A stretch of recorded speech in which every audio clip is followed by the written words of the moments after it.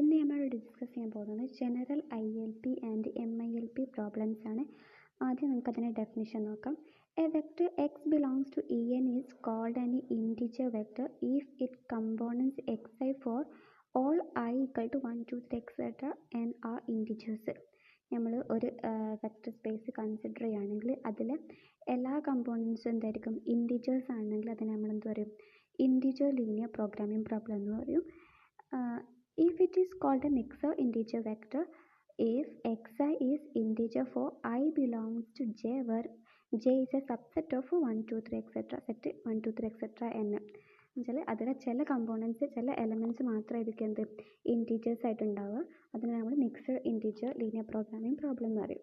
In matrix notation we can express the general ILP or MILP problems as follows. Minimize f of x equal to cx subject to ax equal to b, x greater than or equal to 0, x is an integer or a mixed integer vector. ഇവിടെ ഞാൻ 3 കണ്ടീഷനാണ് satisfy ചെയ്യേണ്ടത്. അതുകൊണ്ട് നമ്മൾ third condition extra ആയിട്ട് നമ്മൾ ഇതുവരെ കാണാത്ത എക്സ്ട്രാ ആയിട്ട് വന്നൊരു കണ്ടീഷനാണ് ILPയിലും MILP പ്രോബ്ലംസിലും. അതുകൊണ്ട് തന്നെ ഈ 3 കണ്ടീഷനും സാറ്റിസ്ഫൈ ചെയ്യുന്ന എല്ലാ സൊല്യൂഷനും എന്തായിരിക്കും, രണ്ട് കണ്ടീഷൻ സാറ്റിസ്ഫൈ ചെയ്യുന്ന പ്രോബ്ലത്തിൻ്റെ സൊല്യൂഷനും ആയിരിക്കും. അതുപോലെ SF എന്ന് പറയാൻ നമുക്കറിയാം feasible solution set of all X which satisfying the condition 1 2 ആണ്. TF എന്ന് പറയുമ്പം അതിൽ എക്സ്ട്രാ ഒരു കണ്ടീഷനോടെ വരുന്നുണ്ട്, തേർഡ് കണ്ടീഷന്. അപ്പം TF എന്ന് പറഞ്ഞാൽ set of all X satisfying the condition 1 2 3 condition satisfy ചെയ്യുന്നതിന് നമ്മൾ അങ്ങനത്തെ സെറ്റ് ഓഫ് സൊല്യൂഷനാണ് നമ്മൾ TF എന്ന് പറയുക. അതുകൊണ്ട് തന്നെ നമുക്ക് എന്താ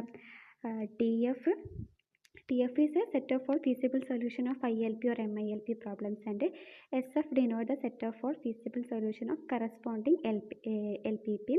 അതുകൊണ്ട് നമുക്ക് എന്താ പറയുക, TF is a subset of SF എന്ന് പറയാം.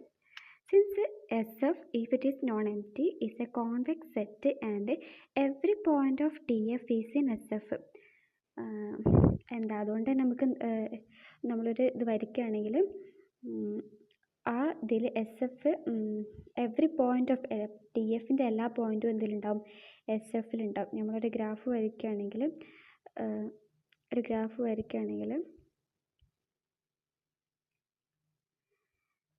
ഇതിലുള്ള എല്ലാ പോയിൻറ്റ്സും എന്തിലുണ്ടാവും, ഇത് SF ആണെങ്കിൽ ഇതിലുള്ള എല്ലാ ചില പോയിൻറ്റ്സ് ആയിരിക്കും TF. അതുകൊണ്ട് എന്താ TFലുള്ള എല്ലാ പോയിൻറ്റ്സും SFലുണ്ടാവും എന്ന് പറയാം.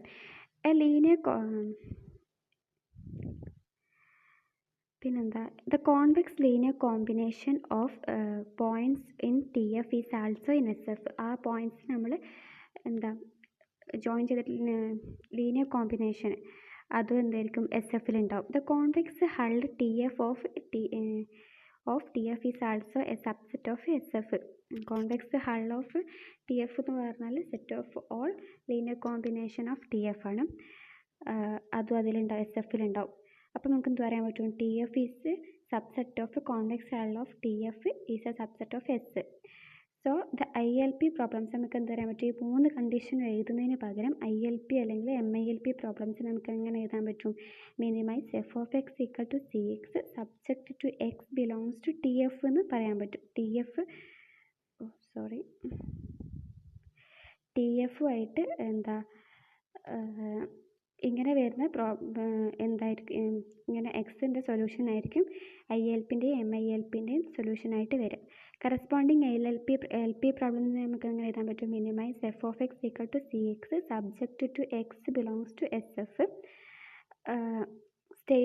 We state another problem associated with the above. Minimize f of x equal to CX subject to x belongs to convex hull of TF എന്ന് പറയാൻ പറ്റും.